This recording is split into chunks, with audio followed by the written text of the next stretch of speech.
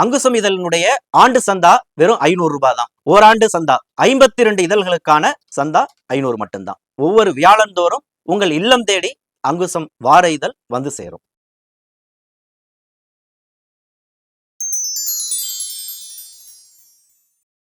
அங்குசம் நேயர்களுக்கு வணக்கம்.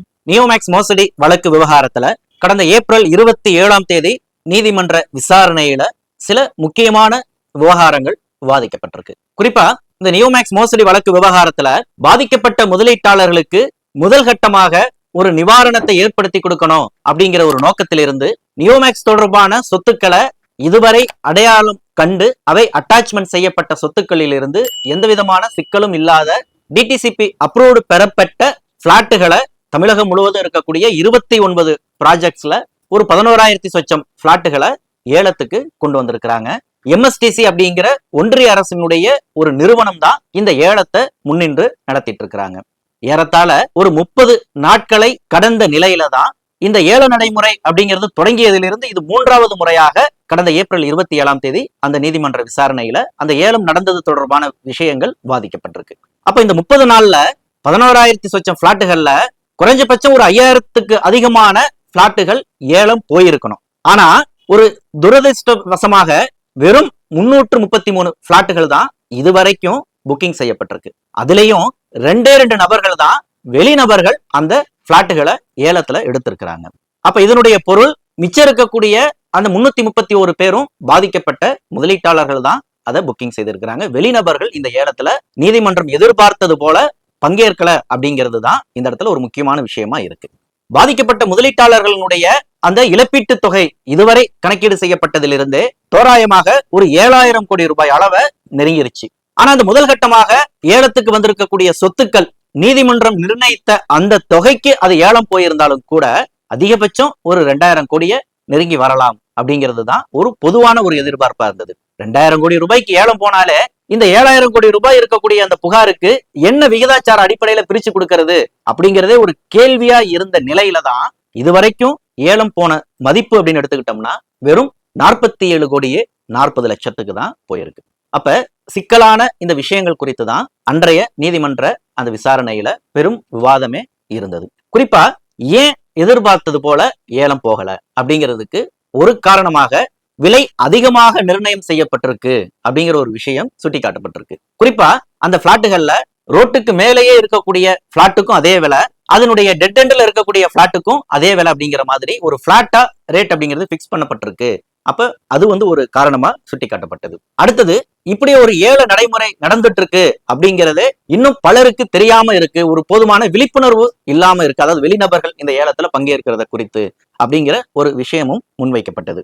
அடுத்தது பாதிக்கப்பட்ட முதலீட்டாளர்கள் தரப்பிலிருந்து ஒரு கோரிக்கை முன்வைக்கப்பட்டது. அதாவது ஒரே நபர் அவருடைய பெயரை மட்டும் பதிவு செய்துதான் இந்த ஏலத்துல பங்கேற்கணும் அப்படிங்கிற மாதிரியான ஒரு நடைமுறை அப்படிங்கிறது தற்போது அமல்ல இருந்துட்டு இருக்கு. அதற்கு மாற்றாக அவர்கள் முன்வைக்கக்கூடியது என்ன அப்படின்னு சொன்னா, நாங்க ஒரு 2 அல்லது 3 பேர் சேர்ந்து அந்த இடத்தை சூஸ் பண்ற மாதிரி எங்களுக்கு ஒரு ஆப்ஷனை கொடுங்க அப்படின்னு சொல்லி பாதிக்கப்பட்ட முதலீட்டாளர்கள்ல இருந்து ஒரு கோரிக்கையை வைத்திருக்கிறாங்க. ஏன்னு சொன்னா அந்த இடத்தினுடைய மதிப்பு இவங்க ஒரு 4 லட்சமோ அல்லது 10 லட்சம் ரூபாயோ போட்டிருக்கிறாங்கன்னா அந்த 10 லட்சம் ரூபாய்க்கு இவர்கள் தேர்ந்தெடுக்கக்கூடிய இடங்கள் அப்படிங்கிறது ரொம்ப கம்மியா இருக்குது, அல்லது ஊருக்கு ஒதுக்குப்புறமான இருக்கக்கூடிய இடங்களா இருக்குது. இவர்கள் எதிர்பார்க்கக்கூடிய ஒரு பிரைம் லொகேஷன்ல அல்லது இந்த இடத்துல இருந்தா நமக்கு ஓரளவுக்கு அந்த இடத்தினுடைய மதிப்புக்கு நிகரா இருக்கும் அப்படின்னு எதிர்பார்த்து அவங்க ஏலத்துல பங்கேற்கிறாங்க அப்படின்னா இவர்களால அந்த இடத்தை சூஸ் பண்ண முடியாது. ஏன்னா இவர்கள் போட்ட முதலீட்டை விட அந்த இடங்களுடைய மதிப்பு அப்படிங்கிறது 3 மடங்கு 4 மடங்கு கூடுதலாக உள்ளதா இருக்கு. 10 லட்சம் ரூபாய்க்குள்ள பாண்டு வச்சிருக்கிற ஒரு நபர் அவருக்கு தோதான ஒரு இடத்தை அவர் சூஸ் பண்றாருன்னா அது 30 லட்சத்துல இருந்து 40 லட்சமா இருக்கு. அப்ப அந்த இடத்துலதான் அவங்க என்ன ஒரு கோரிக்கையை வைக்கிறாங்க அப்படின்னு சொன்னா, நாங்க ஒரு 3 பேரோ அல்லது 4 பேரோ, நாங்க நண்பர்களோ உறவினர்களோ யாரோ நாங்க சேர்ந்து அந்த ஏலத்துல நாங்க பங்கெடுத்துக்கிறோம். நாங்க 4 பேர் ஆளுக்கு 10 லட்ச ரூபாய் போட்டிருக்கிறோம்னா 40 லட்ச ரூபாய் இடத்தை நாங்க எடுத்துக்கிறோம். அதை நாங்க விகிதாச்சார அடிப்படையில பிரிச்சுக்கிறோம். அது எங்க பிரச்சனை. ஆனா நாங்க 4 பேரும் சேர்ந்து இந்த ஏலத்துல பங்கேற்கிறதுக்கான வாய்ப்பை எங்களுக்கு ஏற்படுத்தி கொடுங்க. இடத்தை பதிவு பண்ணும் பொழுதும் எங்களுடைய 4 பேர் பெயர்லையும் இடத்தை பதிவு பண்றதுக்கு ஒரு வாய்ப்பை வழங்குங்க அப்படிங்கிற ஒரு கோரிக்கை தான் பாதிக்கப்பட்ட முதலீட்டாளர்கள் தரப்பிலிருந்து முன்வைக்கப்பட்டது. அப்ப அந்த கோரிக்கையை பரிசீலித்த நீதியரசர் பரத சக்கரவர்த்தி இந்த ஏலத்தை நடத்தக்கூடிய எம்எஸ்டிசியினுடைய நிர்வாக தரப்புல அதற்கு கேட்டதுக்கு அவங்க சில விளக்கங்களை கொடுத்திருக்கிறாங்க. இப்ப இந்த 4 பேரும் ஒரு சிண்டிகேட் மாதிரி ஒரு கூட்டாக இந்த ஏலத்துல கண்டிப்பா பங்கேற்க முடியாது. அதுல யாராவது ஒரு நபர் அவங்களுடைய லாகின்ல அந்த ஏலத்துல அவங்கள எடுத்துக்கலாம்.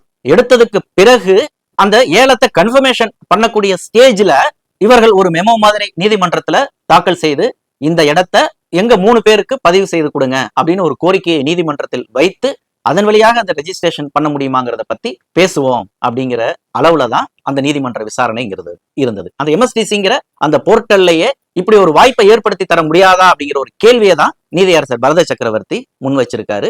அப்ப இதற்கான விடை அப்படிங்கிறது அதற்கு அடுத்த வாய்தாக்கள்ல தான் அடுத்து நடைபெற இருக்கு. அதுல ஒரு இறுதி முடிவு எட்டப்படல அப்படிங்கிறது தான் இந்த இடத்துல சொல்ல வேண்டியது. இந்த இடத்துல இன்னொரு விஷயத்த சொல்லணும். இப்ப இந்த நியோமேக்ஸ்ல முதலீடு போட்டிருக்கிறவங்க எல்லாருமே ஒரே பெயர்ல மொத்த முதலீட்டையும் அவர்கள் போடல அப்படிங்கிறத நாம் தொடர்ச்சியா சொல்லிட்டு இருக்கிறோம். ஏன்னு சொன்னா அவர்கள் அப்படி ஒரு சலுகையை அவர்களுக்கு கொடுத்திருக்கிறாங்க. ஒரே குடும்பத்துல அப்பா, மனைவி, மகன், மகள் 4 பேர் இருக்கிறாங்க அப்படின்னு சொன்னா அவர்கள் தோராயமாக ஒரு 30 லட்சம் ரூபாய் முதலீடு செய்யறதுக்காக விரும்புறாங்க அப்படின்னு சொன்னா 30 லட்சம் ரூபாயையும் அப்பா பேர்லயோ அம்மா பேர்லயோ அவர்கள் முதலீட்டை போட்டுறல. மாறா நீங்க ஒருத்தவங்களை பிடிச்சு கொடுத்தீங்க அப்படின்னா உங்களுக்கு ஒரு கமிஷன் கிடைக்கும், உங்களுக்கு சிபிங்கிற லெவல்ல இருந்து அடுத்த ஒரு ஸ்டேஜ் உங்களுக்கு வந்து கிடைக்கும், ஏரியா கட்ட அந்த மாதிரியான ஒரு ஸ்டேஜ் உங்களுக்கு கிடைக்கும் அப்படிங்கிற ஒரு ஆசையை காட்டினதுனால அப்படி ஒரு ஆஃபரை நியோமேக்ஸ் நிறுவனம் வைத்திருந்ததுனால அந்த 30 லட்சம் ரூபாய் முதலீட்டையே அவங்களால முடிந்த அளவுக்கு 3ஆகவோ 4ஆகவோ பிரித்து மாமனார் பேர்ல, புருஷன் பேர்ல, பொண்டாட்டி பேர்ல, மகன் பேர்ல, மகள் பேர்லன்னு பிரிச்சு டெபாசிட் செய்திருக்கிறாங்க. அப்ப இந்த ஏல நடைமுறையில இருந்து எடுத்துக்கிட்டீங்கன்னா அந்த 30 லட்சம் ரூபாய் மதிப்புங்கிறது அந்த 4 பேரை கொண்ட மொத்த குடும்பத்தினுடைய சேமிப்பு அல்லது முதலீடு. ஆனா இவர்கள் ஏலத்துல பங்கேற்கணும்னா இந்த 4 பேரும் அப்பா தலையில 10 லட்சம், மீதி இருக்கிறவங்க 3 பேருடைய தலையில இன்னொருத்தவங்களுக்கு 10 லட்சம், இன்னொருத்தவங்களுக்கு 5 லட்சம் அப்படின்னு நீங்க ஒரு உதாரணத்துக்கு எடுத்துக்கிட்டோம்னாலும் இந்த 30 லட்சத்தை அப்படி பிரிச்சு போட்டிருக்கிறாங்கன்னு எடுத்துக்கிட்டாலும் அவரவர்களுடைய லாகின்ல இருந்து போய் தான் 5 லட்சம் ரூபாய் முதலீடு பாண்ட் வச்சிருக்கக்கூடிய மகன் லாகின்ல இருந்து 5 லட்சம் ரூபாய் மதிப்புள்ள இடத்தை தான் அவங்க சூஸ் பண்ண முடியும். மனைவியினுடைய பெயர்ல 10 லட்சம் பாண்ட் இருக்குதுன்னா அவங்களுடைய லாகின்ல போய் தான் செய்ய முடியும். அப்ப இந்த இடத்துலதான் இது மொத்த குடும்பத்தினுடைய ஒரு முதலீடா இருக்கிறப்ப இது எல்லாமே கூட்டாக இணைந்து ஒரு நபர் பெயர்ல அந்த 30 லட்சம் ரூபாய் மதிப்புள்ள இடத்தை சூஸ் பண்ணிப்பதற்கான ஒரு வாய்ப்பை நீதிமன்றம் ஏற்படுத்தி தரணும் அப்படிங்கிறது தான் வெளியில இருக்கக்கூடிய நியோமேக்ஸால் பாதிக்கப்பட்ட முதலீட்டாளர்களுடைய ஒரு பொதுவான கோரிக்கையா இருக்கு. இப்படி ஒரு பிரச்சனை இருக்குங்கிறத நீதிமன்றத்துக்கு கொண்டு செல்ல வேண்டிய தேவையும் இருக்கு. இன்னும் சொல்ல போனா இன்னொரு நண்பர் ஒருத்தர் சொன்ன தகவல் கொஞ்சம் பகீரானதுதான். அவர்கள் இருவரும் சேர்ந்து ஒன்னா பிசினஸ்ல ஈடுபட்டு இருக்கிறாங்க. அவர்களுக்குன்னு சில பிசினஸ் வந்து இருக்குது. அப்ப இவங்க 2 பேருக்கு இடையில கொடுக்கல் வாங்கலும் இருக்கு. அப்ப அந்த நிலையில தான் அவருடைய நண்பர் இவரிடம் ஒரு 10 லட்சம் ரூபாயை முதலீடு பண்ணுங்க அப்படின்னு ஒரு கோரிக்கை வைக்கிறாரு. அவரு 10 லட்சம் ரூபாயை நியோமேக்ஸ் நிறுவனத்துல இவர் பெயர்ல முதலீடு செய்வதற்கு பதிலாக அவர் தன்னுடைய பெயர்லயே அந்த முதலீடு செய்தேன் அப்படின்னு சொன்னா எனக்கு ஒரு ப்ரொமோஷன் கிடைக்கும், ஹாங்காங் அது போன்ற ஒரு வெளிநாட்டு சுற்றுலா பயணத்துக்கான வாய்ப்பு இருக்குது, அதனால நீ போட வேண்டிய 10 லட்சம் ரூபாயை என் பேர்ல போடு, பாண்டை நான் உங்ககிட்ட கொடுத்துட்றேன் அப்படிங்கிற ஒரு மியூச்சுவல் அண்டர்ஸ்டாண்டிங்ல அந்த நண்பர்களுக்கு இடையில இருக்கக்கூடிய அந்த நட்பின் அடிப்படையில அப்படியும் சிலர் முதலீடு செய்திருக்கிறாங்க. இப்ப அந்த நபர் அந்த 10 லட்சம் ரூபாய் இவரோடது, ஒரிஜினல் பாண்டு இவர்கிட்ட இருக்குது, இவர் பேர் ராமசாமி, ஆனா பாண்டு குப்புசாமிங்கிற பேர்ல இருக்குது. இப்ப இதை எப்படி அந்த 10 லட்சம் ரூபாயை இவர் எப்படி காசாக்க முடியும் அப்படிங்கிற ஒரு விவகாரமும் இந்த இடத்துல இருக்கு.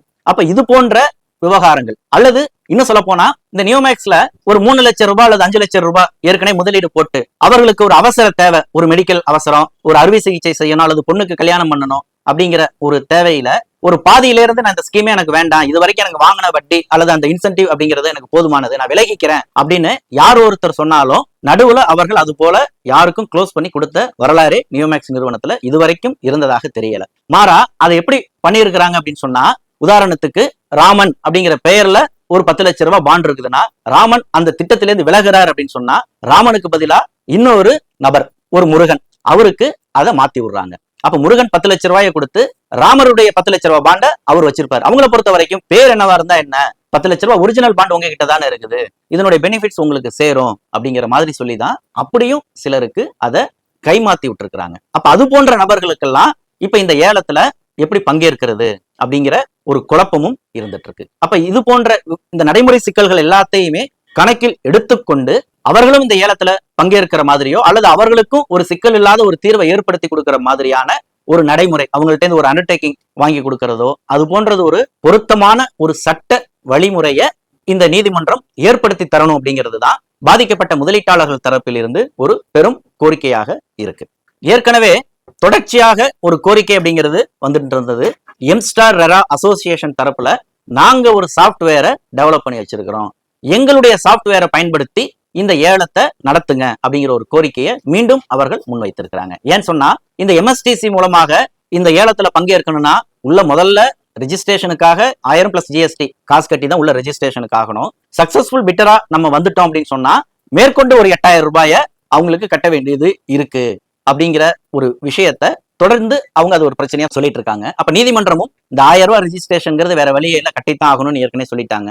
ஏப்ரல் 27ஆம் தேதி நடைபெற்ற அந்த நீதிமன்ற விசாரணையிலையும் நீ சக்சஸ்ஃபுல் பிட்டர் ஆயிட்டேன்னு சொன்னா நீ எடுத்த ஏலத்துக்கும் மதிப்புக்கும் 8000 தானே, இதெல்லாம் ஒரு காசா, நீங்க கட்டித்தான் ஆகணும், இப்படியெல்லாம் நீங்க கணக்கு பார்த்து இந்த விஷயத்தை அணுகக்கூடாதுன்னு நீதியரசர் பரத சக்கரவர்த்தி கொஞ்சம் கடுமையான விஷயமாகவே அதை பதிவு பண்ணியிருக்கிறாரு. அந்த விதத்துல இந்த எம்ஸ்டார் அசோசியேஷனுடைய இந்த சாப்ட்வேரை பயன்படுத்தினா நாங்க மினிமம் 500 ரூபாய் தான் சார்ஜ் பண்றோம், அதனால எங்களுக்கு ஒரு வாய்ப்பை கொடுங்க அப்படின்னு நீதிமன்றத்துல அவர்கள் தரப்பிலிருந்து ஒரு கோரிக்கை முன்வைக்கப்பட்டிருக்கு. நீதிமன்றம் அதை பரிசீலிப்பதாக சொல்லியிருக்கிறாங்க. அப்ப இது ஒரு விவகாரம் இருக்கு. அடுத்தது இந்த ஏல நடைமுறை அப்படிங்கிறது இன்னும் பொதுமக்கள்கிட்ட ரீச் ஆகல அப்படிங்கிற விதத்துல EOW போலீசார் இந்த ஏல நடைமுறைய விரிவா பிரச்சாரம் பண்ணணும், என்னென்ன வாய்ப்புகள்ல இத வெளியில பப்ளிசிட்டி பண்ண முடியுமோ அந்த அளவுக்கு நீங்க அதை செய்யுங்க அப்படிங்கிறத நீதிமன்றம் அதை சுட்டி காமிச்சிருக்கு. அதாவது மாவட்ட ரீதியா உங்களுக்கு வாய்ப்பு இருந்தாலும் செய்யுங்க, அல்லது குறைந்தபட்சம் அந்த குறிப்பிட்ட மண்டல அளவிலாவது ஒரு முகாம் மாதிரி ஏற்படுத்தியாவது இந்த வேலையை நீங்க முன்னெடுங்க, ரேடியோ கட்டிட்டாவது நீங்க போய் பிரச்சாரம் பண்ணுங்க, துண்டு பிரசுரம் அடிச்சு நீங்க வந்து பிரச்சாரம் பண்ணுங்கிற அளவுக்கு நீதிமன்றம் ஒரு விஷயத்த சொல்லியிருக்கிறாங்க. அப்ப இந்த இடத்துல தொகுப்பா பாக்குறோம் அப்படின்னு சொன்னோம்னா 7000 கோடி ரூபாய் அளவுக்கு புகார் வந்திருக்கு. 61,000 லட்சம் பேரு புகார்தாரர்கள் பட்டியல்ல, அதாவது முதல் கட்டமா நீதிமன்றம் கெடு விதித்து அந்த தேதிக்குள்ளார உள்ள வந்திருக்கிறாங்க. நியோமேக்ஸ் நிறுவனத்தினுடைய சொத்துக்களை சிலவற்றை அடையாளம் கண்டிருக்காங்க, அடையாளம் கண்டவற்றில் சிலவற்றை அட்டாச்மெண்ட் பண்ணியிருக்கிறாங்க, அதுல சிலவை பஞ்சாயத்துக்குரிய இடங்களா இருக்குது. அப்ப அந்த பஞ்சாயத்துக்குரிய இடங்கள் எல்லாத்தையும் ஒதுக்கி விட்டுட்டு முதல் கட்டமாக பிரச்சனை இல்லாத பிளாட்டுகளை மட்டும் ஏலத்துக்கு கொண்டு வந்திருக்காங்க. இதை நாம பார்த்தோம். அப்ப 7000 கோடி ரூபாய் அளவுக்கு புகார் இருக்கிறப்ப வெறும் 2000 கோடி ரூபாய் அளவுக்கான இடங்கள் மட்டும்தான் ஏலத்துக்கு வந்திருக்கு அப்படிங்கிற நிலையில அந்த 2000 கோடி ரூபாயாவது வருமா அப்படின்னு எதிர்பார்த்துட்டு இருந்த நிலையில வெறும் 47 கோடி தான் வந்திருக்கு.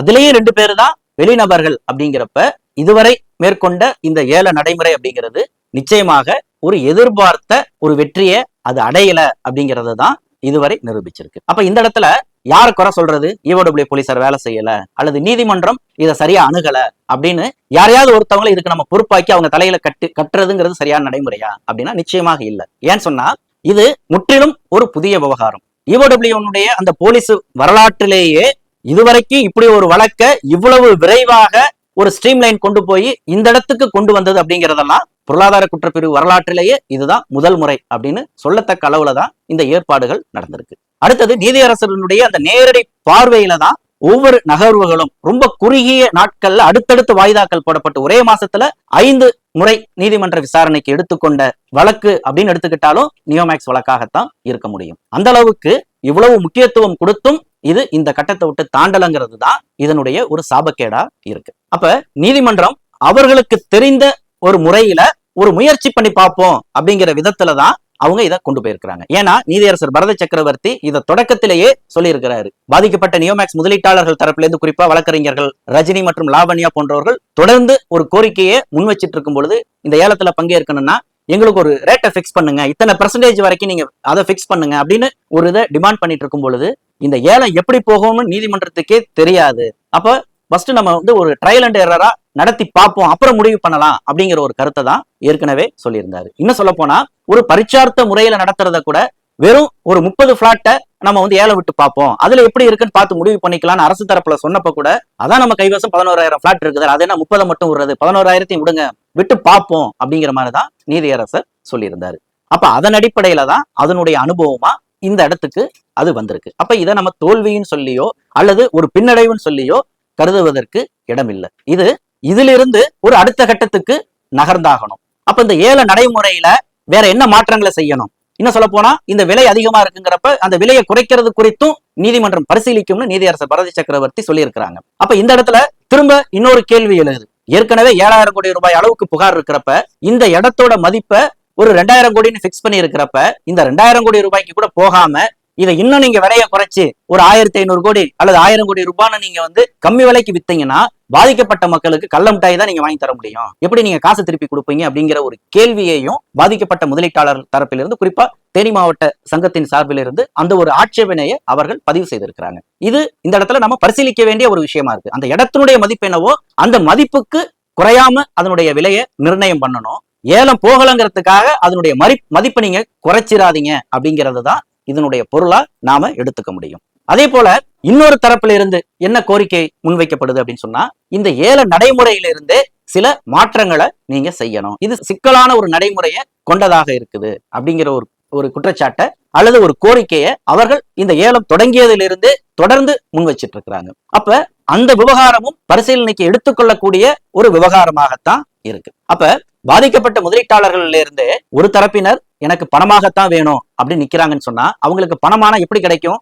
ஏலம் சக்சஸ்ஃபுல்லா போனா மட்டும்தான் அவர்களுக்கு பணம் கிடைக்கும். அப்ப ஏலம் சக்சஸ்ஃபுல்லா போகணும்னா வெளிநபர்கள் ஏலம் எடுக்கணும். அப்ப வெளிநபர்கள் ஏலம் எடுக்கிறதுக்கு என்ன செய்யணும் அப்படிங்கிற விவகாரம் அவர்களுடைய பார்வையிலிருந்து, அவர்களுடைய கண்ணோட்டத்திலிருந்து அல்லது அவர்களுடைய வழிமுறையை நீதிமன்றத்துக்கு அவர்கள் ஒரு மெமோவாகவோ அல்லது நேரடி பார்ட்டியின் பர்சனாகவோ கடந்த 27ஆம் தேதி நீதிமன்ற விசாரணையிலேயே பலர் ஒரு ஆக்கப்பூர்வமான கருத்துக்களை நீதிபதியினுடைய நேரடி பார்வைக்கு அவர்கள் கொண்டு சென்றிருந்தாங்க. அப்ப அது போன்ற ஒரு வழிமுறையில அதை கொண்டு சேர்க்கணும் அப்படிங்கிறது தான் இந்த இடத்துல ஒரு தேவையா இருக்குது. ஏன்னா நீதிமன்றமும் அதற்கான வாய்ப்பு வழங்கி இருக்கு. யார் வேணாலும் இந்த ஏலத்தை சக்சஸ்ஃபுல்லா நடத்துறதுக்கு என்ன ஆலோசனையை வேணாலும் நீங்க கொடுங்க. குறிப்பா அந்த பார்ட்டியின் பெர்சனா நேரில் தோன்றி ஆஜராகி பேசின அந்த நபர் சில கருத்துக்களை முன் வச்சாங்க. அதை பென்டிரைவ்ல வச்சிருக்கிறேன்னு சொல்லும் பொழுது கூட நீங்க அது ஆகுது ஆகலையோ என்கிட்ட கையில கொடு, அதை நான் போட்டு பார்த்துட்டு ஆகுதுன்னா எடுத்துக்கிறேன், ஆகலன்னா தூக்கி போட்டுறேங்கிற அளவுலதான் நீதியரசருமே அந்த விஷயத்தை அணுகிறாரு. அப்ப அந்த விதத்திலிருந்து பாதிக்கப்பட்ட முதலீட்டாளர்களுடைய பிரிவு பலவா இருக்கலாம். எனக்கு பாண்டுக்கு லேண்டு கிடைச்சா எனக்கு போதும், அல்லது எனக்கு 10க்கு 8 கிடைச்சா போதும், நான் எப்படியாவது வெளியில வந்துடுறேன், இல்ல எனக்கு பணமா தான் வேணும், மெச்சூரிட்டியோட வேணும், வட்டியோட வேணும், இப்படி அவங்களுடைய கோரிக்கை வெவ்வேறா இருக்கலாம். ஆனா அது எல்லாமே இந்த ஈவடபிள்யூ போலீசாரனுடைய வழியா, இந்த நீதிமன்றத்தினுடைய வழியாகத்தான் அந்த அவர்கள் எதிர்பார்க்கக்கூடிய அந்த தீர்வை பெற முடியுங்கிற ஒரு யதார்த்தத்துல இந்த யதார்த்தத்தை புரிஞ்சுக்கிட்டு பல பிரிவாக இருந்தாலும் அவர்களுடைய தரப்பு கருத்துக்களை நீதிமன்றத்துல தெரிவிக்கிறதுக்கான ஒரு வாய்ப்பை நீதிமன்றம் வழங்கியிருக்கு. அந்த வாய்ப்பு எப்பயுமே இருக்கு, அதை யாரும் மறுப்பதற்கு இல்ல. ஒரு அட்வொகேட்டை வச்சு அவர்களுடைய கருத்தை முன்வைக்கலாம், அல்லது பார்ட்டியின் பெர்சனா நேரில் தோன்றி அவங்களுடைய கருத்துக்களை பேசலாம். பொதுவுல வாட்ஸ்அப்ல வீடியோக்கள்ல பேசுறதை காட்டிலும் பேஸ்புக்ல எழுதுறதை காட்டிலும் இவர்களுக்கு இப்படி ஒரு வாய்ப்பு இருக்கு அப்படிங்கிற விதத்துல அவர்கள் நேரில் தோன்றியே அவர்களுடைய கருத்துக்களை ஆணித்தரமாக முன்வைப்பதற்கான ஒரு வாய்ப்பை இந்த முறை நீதிமன்றம் உத்தரவாதப்படுத்தி இருக்குங்கிற விதத்திலிருந்து அந்த வாய்ப்புகளை அவர்கள் பயன்படுத்தி கொண்டா இந்த வழக்கு தீர்வு நோக்கி நகரும் அப்படிங்கிறது தான் ஒரு எதிர்பார்ப்பா இருக்கு. இப்ப இந்த வீடியோவை பார்க்கக்கூடிய பாதிக்கப்பட்ட முதலீட்டாளர்கள், நீங்க எந்த சங்கத்துல இருக்கலாம், சங்கத்துல இல்லாம இருக்கலாம், அல்லது எந்த நபரையும் நீங்க பின்பற்றாம இருக்கலாம். உங்களுக்கு இந்த விஷயத்துல இப்படி இருந்தா இது சரியா இருக்கும் அப்படிங்கிற மாதிரியான ஒரு கருத்துக்கள் இருந்ததுன்னா அவசியம் அந்த கமெண்ட் செக்ஷன்ல பதிவிடுங்க. அலுவலக தொலைபேசி எண்ணில் நீங்க தொடர்பு கொள்ளலாம். அதனுடைய வாட்ஸ்அப் எண்ணுக்கு உங்களுடைய கருத்துக்களை நீங்க அவசியம் தெரிவிக்கலாம். அதை தொகுத்து நாம இந்த அங்குசம் அறம் யூடியூப் சேனல் வழியாக நாமும் நம்மளுடைய கருத்தை பதிவு செய்வோம். அது ஏதோ ஒரு வகையில அது நீதிமன்றத்தினுடைய கவனத்திற்கு போகும் பொழுது அது ஒரு தீர்வை ஏற்படுத்தி கொடுக்குங்கிற ஒரு எதிர்பார்ப்பிலிருந்து இந்த முயற்சியை நாங்க மேற்கொள்ள தயாரா இருக்கிறோம். நீங்க உங்களுடைய கருத்துக்களை பதிவு செய்யுங்க. இதெல்லாம் காட்டிலும் இதற்கு அடுத்த விவகாரம்னு ஒண்ணு இருக்கு.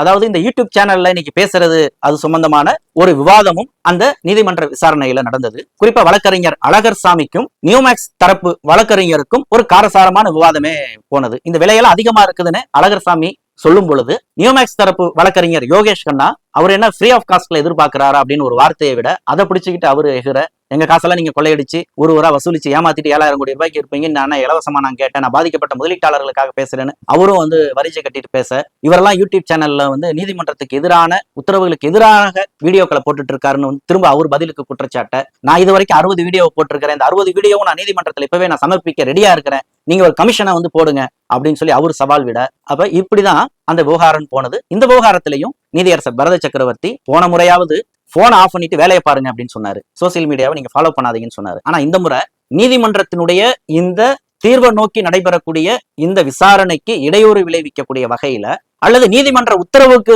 எதிராக யாரெல்லாம் வீடியோ போடுறாங்க, அது பேஸ்புக் யூடியூப் மட்டும் இல்ல இன்ஸ்டாகிராம் உள்ளிட்டு இந்த சமூக வலைதளங்களை ஈவடபிள்யூ போலீசார் வாட்ச் பண்ணுங்க. அதுல ஆட்சேபனைக்குரிய அந்த கருத்துக்களை பதிவிடக்கூடிய அந்த நபர்களை நீதிமன்றத்தின் முன் என்னுடைய கவனத்துக்கு கொண்டு வாங்க, அவங்க மேல நடவடிக்கை எடுங்கிற ஒரு விஷயத்தை உத்தரவாகவே பதிவு செய்திருக்கிறார். இதுல ஒரு தர்ம சங்கடமான நிலை என்ன அப்படின்னு சொன்னா, எதற்கு ஒரு அட்வொகேட் கமிஷன் நியமிக்கணும் அப்படிங்கிற ஒரு விவஸ்தை இல்லாம நீதிமன்றம் அது போக்குல வழக்க நகர்த்திட்டு இருக்கிறப்ப இது பத்தி சொன்ன கருத்துக்களை சொல்லி வெளியிட்ட வீடியோக்களை ஆய்வு செய்யணும். இவங்க தரப்புல 200 வீடியோ போட்டிருக்காங்க, அவங்க தரப்புல 60 வீடியோ போட்டிருக்காங்க அப்படின்னு போனா அப்ப யூடியூப்ல யார் யாரெல்லாம் நியோமேக்ஸ் பத்தி பேசி இருக்கிறாங்களோ எல்லாத்தையும் எடுத்து அதை ஆய்வு செய்து அதை ஒரு நீதிமன்ற விசாரணைக்கு உட்படுத்தணுங்கிறதெல்லாம் உண்மையிலேயே ஒரு கேலிக்கூத்தான ஒரு விஷயம். மாறா இன்னைக்கு என்ன விஷயத்துக்கு ஒரு விசாரணை கமிஷன் அமைக்க வேண்டிய தேவை இருக்கு. அதை பத்தி யாரும் பேசலையே. நியோமேக்ஸ் நிறுவனத்தினுடைய சொத்துக்களை அடையாளம் காணணும்னு சொல்லி பாதிக்கப்பட்ட முதலீட்டாளர்கள் பக்கம் பக்கமா ஈஓடபிள்யூ போலீசார்ட்ட ஆவணங்களை சமர்ப்பிச்சிருக்கிறாங்க. முன்னணி இயக்குநர்களை பத்தி தான் நீங்க இது வரைக்கும் பேசிட்டு இருக்கிறீங்க. ஏஜென்ட்கள் என்ன நீங்க விட்டுட்டீங்க? ஏஜென்ட்கள் அவன் சொகுசான இருக்கிறான், சொத்துக்களை பதுக்கிட்டான், பினாமி பேர்ல இருக்கிறத அடுத்த பேருக்கு மாத்திட்டான், அவன் அடுத்த பிசினஸ்க்கு போயிட்டான் அப்படிங்கிற ஒரு விஷயத்த தொடர்ந்து சுட்டி காமிச்சிட்டு இருக்காங்க. அப்ப அந்த ஏஜென்ட்களை எல்லாத்தையும் வளைச்சு பிடிக்கிறத பத்தியோ அல்லது நியோமேக்ஸ் தொடர்பான சொத்துக்கள் எதெல்லாம் கவனத்துக்கு வந்திருக்குதோ அதை எல்லாத்தையும் ஐடென்டிஃபை பண்ணி அடுத்த கட்டமா அதை அட்டாச்மெண்ட் பண்ற விவகாரம் குறித்தோ அல்லது அந்த சொத்துக்களை அட்டாச்மெண்ட் செய்யறதுல என்ன வகையான சிக்கல்கள் இருக்கு, அதை களைவதற்கு என்ன ஆக்கப்பூர்வமான பணிகளை செய்ய வேண்டியது இருக்கு, என்ன ஸ்ட்ரென்த் வேணுமா, வேற டெக்னிக்கல் சப்போர்ட் வேணுமா, அது போன்ற ஒரு விஷயங்களுக்காக அதை ஆராய்ந்து அதை விரைவுபடுத்துவதற்காக ஒரு கமிஷனை போடுங்க அப்படின்னு கோரிக்கை வச்சிருந்தா கூட அது நியாயமானது, இன்னைக்கு அவசியமானது. ஏன்னா பாதிக்கப்பட்ட முதலீட்டாளர்கள்ட்ட அப்படி ஒரு அச்சம் இருக்கு. 7,000 கோடி ரூபாய்க்கு புகார் வந்திருக்கு. இன்னும் புகார் கொடுக்காம காத்துட்டு இருக்கிறவங்களுடைய எண்ணிக்கை அது எவ்வளவுன்னு யாராலையும் கணிக்க முடியாது. அவங்க எல்லாம் புகார் கொடுத்தாங்கன்னா அதனுடைய மதிப்பு அது எத்தனை ஆயிரம் கோடிக்கு போகுன்னு யாராலையும் யூகிக்க முடியாது. அது நியோமேக்ஸினுடைய அந்த முன்னணி இயக்குநர்களுக்கு மட்டுமே தெரிந்த ஒரு பரம ரகசியமாகத்தான் இதுவரைக்கும் நீடிச்சிட்டு இருக்குது. அப்ப இப்படி ஒரு பின்னணியில அப்ப நியோமேக்ஸ் தொடர்பான அந்த பினாமி சொத்துக்களையோ குறைந்தபட்சம் அந்த ஏஜென்ட்களுடைய சொத்துக்களையோ அல்லது பாதிக்கப்பட்ட முதலீட்டாளர்களே லட்டு மாதிரி ஆவணங்களை கொடுத்திருக்கிறாங்க. என்ன சொல்ல போனா தேனி சங்கம் உள்ளிட்ட அல்லது சட்ட போராட்ட குழுன்னு சொல்லக்கூடிய சில தனிநபர்களுடைய அந்த முன்முயற்சியில கூட பல ஆவணங்கள் ஈஓடபிள்யூ போலீசாரனுடைய கவனத்துல இருக்கு, மேஜையில இருக்கு. அதெல்லாம் கோப்புகளோட கோப்பா தூங்கிட்டு இருக்கு, தூசி தட்டி எடுக்கணும். இப்ப ஈஓடபிள்யூ போலீசார் இந்த இடத்துல நம்ம குறை சொல்ல முடியுமா? அவர்களுடைய சக்திக்கு மீறி வேலை செய்துட்டு இருக்கிறாங்க. அப்ப நீதிமன்றத்தினுடைய ஒரு உத்தரவின் வாயிலாகத்தான் இந்த வேலைகள் அடுத்த கட்டத்துக்கு நகரும். அப்ப இது போன்ற ஒரு கோரிக்கையோட ஒரு கமிஷன் அமைக்கணும் அப்படின்னு வைக்கிறதுக்கு பதிலா யூடியூப்ல பொழுது போகாம பேசிட்டு போன விஷயத்துக்கெல்லாம் வாயில வந்ததெல்லாம் பேசிட்டு போனதுக்கெல்லாம் ஒரு கமிஷன் வைக்கணுங்கிற விவகாரம்ங்கிறது உண்மையிலேயே இந்த பாதிக்கப்பட்ட முதலீட்டாளர்களுடைய அந்த ரணவேதனையை கூட்டுற மாதிரியான ஒரு விவகாரமா தான் இருக்கு. ஆக நம்ம அதை விட்டு தள்ளுவோம், நாம அதை ஆக்கப்பூர்வமா முன்னெடுத்து கொண்டு செல்வோம். அந்த விதத்துல ஏற்கனவே சொன்னது போல இந்த வழக்கு விவகாரத்துல நீங்க என்ன விரும்புறீங்க, நீதிமன்றம் என்ன செய்யணும்னு நீங்க கருதுறீங்க, ஈஓடபிள்யூ போலீசார் என்ன விஷயங்களை இன்னும் கணக்குல எடுத்துக்கல நீங்க கருதுறீங்க, அல்லது எதை எடுத்துக்கணும்னு நீங்க நினைக்கிறீங்க? உங்களுக்கு தெரிந்த அந்த விவரங்களை அங்குசம் அறம் சேனலோட நீங்க பகிர்ந்து கொள்ளுங்கள். அதை தொகுத்து அடுத்த வீடியோ பேசுவோம். தொடர்ந்து இணைந்திருங்கள். நன்றி.